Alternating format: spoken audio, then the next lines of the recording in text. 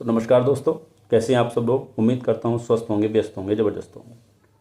तो साथियों, जैसा कि आप जानते हैं, बीएड वर्सेस जो डीएलएड मामला चल रहा है वो इस समय आप मान के चलें कि अंतिम पायदान पर चल रहा है। यानी अभी हाल ही में छत्तीसगढ़ मामले में जो Naveen Kumar versus union of India जो केस गया हुआ है, उसमें 3 जुलाई को बहुत महत्वपूर्ण सुनवाई हुई। वो आप सब ने उसके बारे में मैंने वीडियो भी बनाया, आपने देखा होगा। हम यहाँ पर बात करने वाले हैं कि इस समय एक नई अपडेट निकल के ये आ रही है कि जो बिहार सरकार है वो जो 6वें चरण की वहाँ पर भर्ती हुई थी, उसमें जो बीएडधारी नियुक्त हुए हैं उनको बचाने के लिए जो है, आप समझिए कि वो माननीय सुप्रीम कोर्ट में जो छत्तीसगढ़ वाला मैटर है, यानी कि नवीन कुमार जी वाला, उसमें वो इंटरवीन कर रही है। और उसी को लेकर के उन्होंने शिक्षा विभाग ने अपने ज़िला से शिक्षा अधिकारियों को एक नोटिस इशू किया है। उसके बारे में हम बात करेंगे।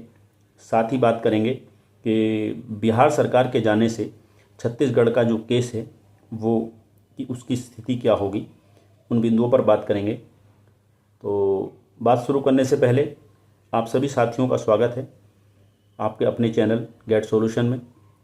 साथ ही जो साथी पहली बार चैनल पर विजिट कर रहे हैं वो चैनल को सब्सक्राइब कर लें और बेल आइकन को हिट कर लें, ताकि इस संबंध में आने वाली जो भी अपडेट्स हों वो समय से आप तक पहुंचती रहें। तो साथियों, जैसा कि आप जानते हैं, माननीय सुप्रीम कोर्ट ने 11 अगस्त 2023 को एक महत्वपूर्ण निर्णय दिया, जिसमें उन्होंने एनसीटी का 28 जून 2018 का जो नोटिफिकेशन था, गजट नोटिफिकेशन था, उसको क्वैश कर दिया और साथ ही वहाँ से 1 to 5 में से बीएड शिक्षकों को बाहर कर दिया। यानी उनकी क्वालिफिकेशन को वैलिड क्वालिफिकेशन नहीं माना, ना ही सफिशिएंट क्वालिफिकेशन माना। ऐसे में बीएड लगातार प्रयास करता रहा है और जिसके चलते 8 अप्रैल 2024 को माननीय सुप्रीम कोर्ट ने मध्य प्रदेश सरकार की जो क्लेरिफिकेशन याचिका थी उसको सुनते हुए, उस पर सुनवाई करते हुए अपने ऑर्डर का रिव्यू भी कर दिया। और 8 अप्रैल को उन्होंने ये साफ तौर पे स्पष्ट कर दिया कि 11 अगस्त तक जो वैकेंसी हो चुकी हैं उनको हम, यानी जो बीएडधारी नियुक्त हो चुके हैं उनको हम सुरक्षित कर रहे हैं, और उस शर्त के बाद कि वो भर्ती जो है किसी भी कोर्ट ऑफ लॉ में चैलेंज नहीं होनी चाहिए। तो ये कहते हुए उन्होंने 11 अगस्त से पहले जो वैकेंट हुए हैं, जो नियुक्त हुए हैं बीएडधारी, उनको उन्होंने सेव किया है। लेकिन 11 अगस्त के बाद उन्होंने स्पष्ट तौर पे कहा 11 अगस्त के बाद जो है कोई भी बीएड की नियुक्ति वैलिड नहीं है, ना ही हो सकती है।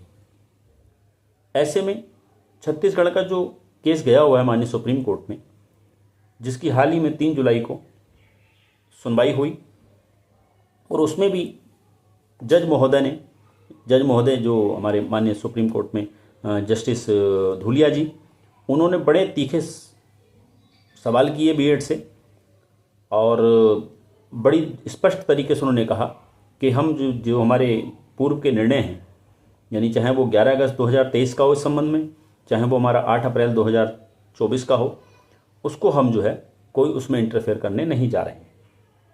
हालांकि बहुत ज़्यादा रिक्वेस्ट के बाद, और वहाँ पर जो है जो छत्तीसगढ़ सरकार की तरफ से वकील थे, उन्होंने कहा कि हमने इसका रिव्यू डाला हुआ है छत्तीसगढ़ हाई कोर्ट में, और हम इसमें आगे सुनवाई के लिए समय चाहते हैं, सारी चीज़ें। तो इस तरह से उन्होंने वहाँ से 28 अगस्त जो उसमें डेट मिली हुई है। अब इसमें नई बात ये आ रही है कि बिहार में जो 6ठे चरण में भर्ती हुई है बीएडधारियों की, लगभग 22,000 ऐसे शिक्षक हैं जो बीएड के वहाँ पर नियुक्त हुए हैं 6वें चरण में, जिनको दिसंबर में जो निर्णय आया था पटना हाई कोर्ट से कि आप इन बीएडधारियों को बाहर कीजिए और इनकी जगह डीएलएड को आप नियुक्त कीजिए। तो उस पर अभी तक जो है, जो वहाँ की सरकार है, वो ना तो कोई स्टे मिला है उसको, ना सुप्रीम कोर्ट से कोई स्टे है, ना हाई कोर्ट में कोई इस तरह का स्टे है। हाँ, वो डबल बेंच में गए हैं या रिव्यू के लिए डाला हुआ है, वो एक अलग मैटर है। लेकिन 6 महीने हो चुके हैं और वहाँ पर जो बिहार में कोई भी उनको स्टे या इस तरह की चीज़ें नहीं मिली हैं कायदा, जबकि होना ये चाहिए कि भाई या तो आप स्टे लेके आइए हाई कोर्ट से, उस फैसले के एगेंस्ट, या फिर ये है कि आप उसको जो पटना हाई कोर्ट का निर्णय है उसको आप फॉलो कीजिए। लेकिन दोनों ही चीज़ों में नहीं की, इसको आप सरकार की अपनी मनमानी भी कह सकते हैं। अब सरकार ये कह रही है कि हम जो है इंटरविन के रूप में, यानी कि आईए लेकर के हम जा रहे हैं, यानी अब भी वो फ्रेश एसएलपी लेकर नहीं जा रही है सुप्रीम कोर्ट। वो फ्रेश एसएलपी सुप्रीम कोर्ट लेकर के नहीं जा रही है, बल्कि वो क्या कर रही है, जो Naveen Kumar versus union India करके जो केस है, जिसका डायरी नंबर 17/948, जिसकी सुनवाई 3 जुलाई को अभी माननीय सुप्रीम कोर्ट में हुई है, उसी केस में वो इंटरविन कर रही है, वहाँ इंटरविन करने जा रही है, जिसके लिए उन्होंने बाकायदा एक अपना नोटिस निकाला है शिक्षा विभाग ने वहाँ पे, अपने सारे जिला शिक्षा अधिकारियों के, और उनसे डाटा मांगा गया है। और उसमें उन्होंने, उस नोटिस में उन्होंने जो दिसंबर में पटना हाई कोर्ट का निर्णय आया उसका भी जिक्र किया है, जो 11 अगस्त 2023 का जो निर्णय आया माननीय सुप्रीम कोर्ट का Devesh Sharma versus union India का, उसका भी जिक्र उसमें किया गया है। और जो 8 अप्रैल 2024 का जो निर्णय माननीय सुप्रीम कोर्ट का आया हुआ है रिव्यू का, उसका भी उन्होंने उसमें निर्णय में उसका भी जिक्र किया हुआ, और जो है वहाँ से पूरा डाटा मांगा है। अब यहाँ पर सवाल ये होता है कि बिहार सरकार उन शिक्षकों को बचाने के लिए उस केस में जा रही है, जो केस यानी बिहार सरकार उन शिक्षकों को बचाने जा रही है जो 11 अगस्त 2023 से पहले वहाँ पर नियुक्त हो चुके हैं। और उधर छत्तीसगढ़ की जो लड़ाई है वो 11 अगस्त 2023 के बाद नियुक्त हुए शिक्षकों को बचाने की लड़ाई है। तो अब यहाँ पर दोनों के बीच विरोधाभास है, इसको सुप्रीम कोर्ट कैसे देखेगा, ये देखने वाली बात होगी। लेकिन क्या ये बिहार सरकार छत्तीसगढ़ बीएडधारियों का मामला बिगाड़ सकती है? ऐसा भी कुछ लग रहा है।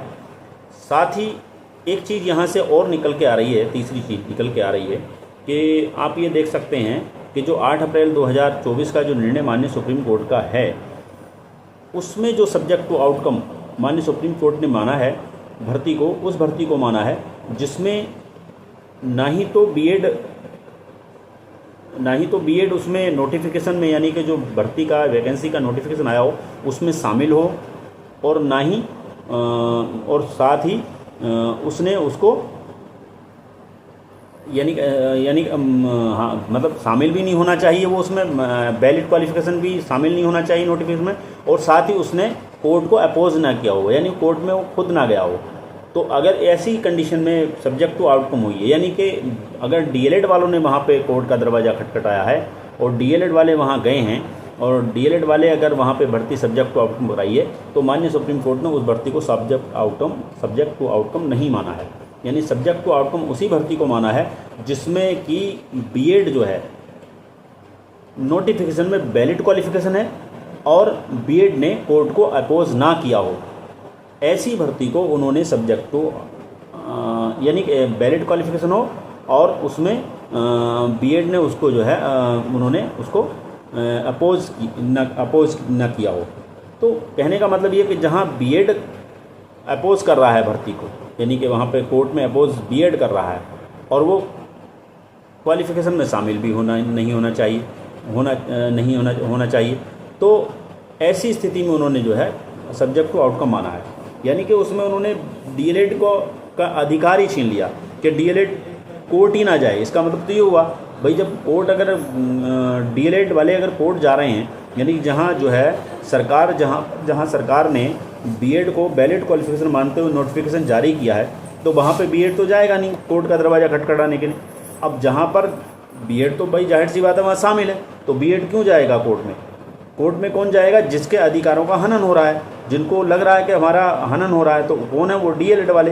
तो वहाँ डीएलएड वाले जब हाई कोर्ट में उस भर्ती को चैलेंज कर रहे हैं, उस नोटिफिकेशन को चैलेंज कर रहे हैं, तो वहाँ पे वो भर्ती सब्जेक्ट टू आउटकम हो रही है। लेकिन सुप्रीम कोर्ट ऐसी आउटकम इससे सब्जेक्ट टू आउटकम नहीं मान रहा है। वो सब्जेक्ट टू आउटकम उसी मान रहा है कि जहाँ पर जो है जो बीएड है वैलिड क्वालिफिकेशन ना हो और साथ ही उसने अपोज किया हो, यानी जहाँ पर उसने अपोज किया हो, है नहीं। तो जहाँ पर वो वैलिड क्वालिफिकेशन में, आप कह रहे हो वैलिड क्वालिफिकेशन में, यानी कि वो नोटिफिकेशन में वैलिड क्वालिफाई होना चाहिए, वैलिड क्वालिफिकेशन के रूप में उसकी होना चाहिए नोटिफिकेशन में, और साथ ही वो अपोज भी करे। तो ऐसा तो संभव नहीं है। जब भाई किसी आदमी को सरकार ले रही है तो वो फिर कोर्ट क्यों जाएगा? तो यानी कि वो सब्जेक्ट टू आउटकम स्थिति तो आने का मतलब ही नहीं होता है। है नहीं। तो ऐसी स्थिति में देखना ये होगा कि डीएलएड वाले वहाँ पे अपनी बात रख सकते हैं इस बिंदु पे कि सर ये बताइए, हमारा तो आप अधिकार ही छीन, ये जो ऑर्डर है ये हमारा अधिकार ही छीन रहा कोर्ट जाने का। भाई हम कोर्ट जा रहे हैं और कोर्ट जाने के बाद हम अपने अधिकारों के प्रति जाकर के उसको चैलेंज कर रहे हैं, और चैलेंज करने के बाद वहाँ का माननीय जो हाई कोर्ट है वो भर्ती को सब्जेक्ट टू आउटकम कर रहा, और ऐसी स्थिति में उसे आप सब्जेक्ट टू आउटकम मान नहीं रहे। तो जब सब्जेक्ट टू आप मान नहीं रहे तो इसका मतलब हमारा कोर्ट जाना ही बेकार है, निरर्थक है, तो मतलब नहीं है हमारे कोर्ट जाने का, यानी हमारे कोर्ट जाने का अधिकार ही आप छीन ले रहे हो। तो ऐसे में क्या होगा कि माननीय सुप्रीम कोर्ट के संज्ञान में जब ये चीज़ें आएंगी तो माननीय सुप्रीम कोर्ट इसमें अपने निर्णय में जो 8 अप्रैल 2024 का जो निर्णय है उसमें कुछ ना कुछ चेंजेज हो सकते हैं। ऐसी मेरी उम्मीद है कि कुछ ना कुछ चेंजेज हो सकते हैं, लेकिन इसका कतई मतलब ये नहीं होगा, क्योंकि माननीय सुप्रीम कोर्ट 3 जुलाई के अपनी हियरिंग में साफ तौर पे कह चुके हैं कि 11 अगस्त 2023 के बाद कोई भी नियुक्ति बीएड की हो ही नहीं सकती। ये उन्होंने साफ तौर पे कहा। इसका कतई ये मतलब नहीं है कि अगर 8 अप्रैल 2024 के निर्णय में अगर कुछ रिव्यू करते हैं अपना, उसका कुछ वो करते हैं, तो उसमें बीएड की गुंजाइश की बजाय वहाँ पे डीएलएड की गुंजाइश निकल के आ सकती है, ऐसा मेरा मानना है। साथियों, बाकी 28 अगस्त को जब सुनवाई होगी उसके बीच उसमें क्या चीज़ें निकल के आएंगी, क्या मामला होगा, लेकिन मेरा मानना ये है कि ये 28 अगस्त में जो निर्णय होगा ये फाइनल होगा। इसके बाद बीएड और डीएलएड का मामला मेरे हिसाब से मुझे आशा है कि निपट ही जाएगा, इसके बाद फिर आगे कुछ बचेगा नहीं। तो साथियों, 28 अगस्त का इंतज़ार करते हैं, देखते हैं किस तरह की चीज़ें निकल के आती हैं, और तब तक के लिए आप सभी साथियों का धन्यवाद। नमस्कार साथियों।